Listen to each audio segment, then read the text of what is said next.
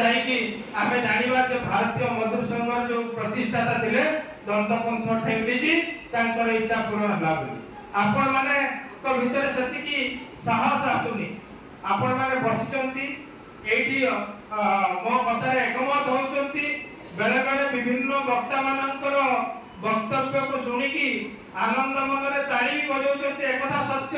କିନ୍ତୁ ଏଇଠୁ ଗଲା ଏଇଠି ବସିଥିଲା ବେଳେ ନବମ ଦଶମ ଶ୍ରେଣୀର ପଢୁଥିଲା ବେଳେ ଯେମିତି କି ଗୋଟେ ପିଲା ମନରେ ଉନ୍ମାଦନା ଆସେ, ସାର୍ ଯାହା କହିଦେବେ ମୁଁ ଦେଶ ପାଇଁ ସମାଜ ପାଇଁ ମୋ ଜୀବନକୁ ଉତ୍ସର୍ଗ କରିଦେବି, ସେତେବେଳେ ପିଲାଟା ମନରେ ଯେମିତି ଉତ୍ସାହ ଉଦ୍ଦୀପନା ଆସେ ଆପଣ ମାନଙ୍କ ମଧ୍ୟ ମନ ମଧ୍ୟରେ ଠିକ ସେମିତି ଆସୁଥିବ ମୁଁ ନେତୃତ୍ୱ ନେବି।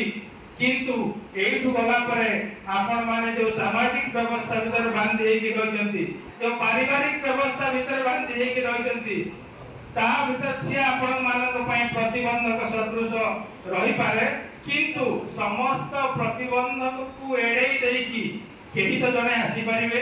ଆପଣ ମାନଙ୍କ ଭିତରୁ ସେଇ ବ୍ୟକ୍ତିକୁ ଖୋଜୁଛୁ ବିଏମଏସ୍ ସେଇଆକୁ ସୁଯୋଗ ଦେବାକୁ ଚାହୁଁଛି ଯେ ଏ ଜିଲ୍ଲାର ନୁହେଁ ଏ ସମାଜରେ ନିଷ୍ପେଷିତ ହେଉଥିବା ମହିଳା ମାନଙ୍କର ନେତୃତ୍ୱ ନେବ। ଖାଲି ଅଙ୍ଗନବାଡି କହିଦେଲେ ହବ ନାହିଁ, ଖାଲି ଆଶା କର୍ମୀ କହିଦେଲେ ହବ ନାହିଁ।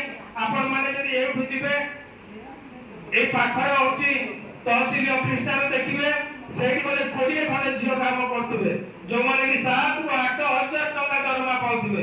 ଆପଣ ମାନେ କେବେ ତାଙ୍କ କଥା ବୁଝି ନାହାନ୍ତି, ଭାବି ନାହାନ୍ତି। ଆମେ ସେଇ ଦୃଷ୍ଟିରୁ ତ ଦେଖିବାକୁ ନାହିଁ, ଆମେ ଠିକ ଅଛନ୍ତି, ଆମ ଅଙ୍ଗନବାଡି ଭଉଣୀ ଠିକ ଅଛି, ଆମ ଆଶା କର୍ମୀ ଭଉଣୀ ଠିକ ଅଛି। ଆପଣ ମାନେ ଦେଖନ୍ତୁ ତହସିଲ ଅଫିସରେ କାମ କରୁଥିବା 8-10 ଝିଅ କମ୍ପ୍ୟୁଟର ବାଡଉଥିବେ, 12 ଘଣ୍ଟା ଡ୍ୟୁଟି କରୁଥିବେ, ଦରମା କେତେ 8,000 କି 7,000 ପାଉଥିବେ। ଖାଲି ସେତିକି ନୁହେଁ, এই জিলা সারা যদি খুঁজি দেবে বিভিন্ন সরকারি অনুষ্ঠান বেসরকারি অনুষ্ঠান উভয় স্থানের মধ্যে এইটি কার্যরত মহিলা মানଙ୍କର সংখ্যা অনেক ଅଛି। কিন্তু ଆମେ